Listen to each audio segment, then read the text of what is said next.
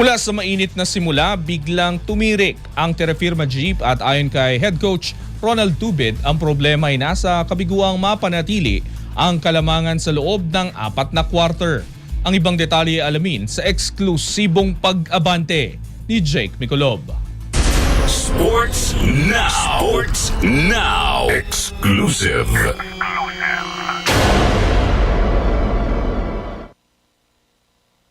Mula sa malakas na simula, sunod-sunod ang aberya na naranasan ng Terra Firma Jeep sa PBA Commissioner's Cup.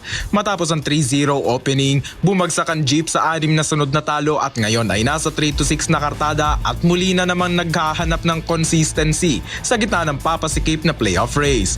Sa kanilang pinakahuling laro, natalo ang Terra Firma sa NLEX Road Warriors sa score na 95-85, isang laban na sumunod sa pamilyar na pattern. Nakabuo ng double-digit na kalamangan ng Jeep sa unang bahagi ng laro pero hindi ito napanatili hanggang dulo.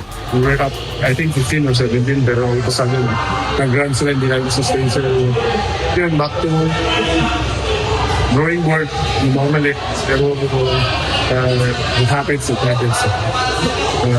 Yun yung mindset into the next game. Isipin natin yung mali na ginawa namin. Every time may mali na ginawa, we need to go back and ayusin yun. So, we were there. Pero, yun lang, hindi na na-maintain. Hindi lang problema namin. Bumawi ang NLEX sa second half sa likod ng mas agresibong opensa bago tuluyang sinelyuhan ni Robert Bolick ang panalo sa isang 4-pointer sa huling bahagi ng laro. Ipinakita ng pagkatalo ang paulit-ulit na isyu ng koponan. Hindi kakulangan sa kakayahan kundi ang kabiguang mapanatili ang momentum sa loob ng 4 na quarter. Para kay Tubid, mas malalim ang pinagmumulan nito. Well, siyempre, we're trying to build our image. So, yung first 3 games, it proves na we belong in the PBA talaga. So, parang all eyes on us. So, yung scouting sa amin, medyo tumindis. Yun lang yung nabigla rin siguro yung team. Kasi, lagi naman game na ito-compete kami.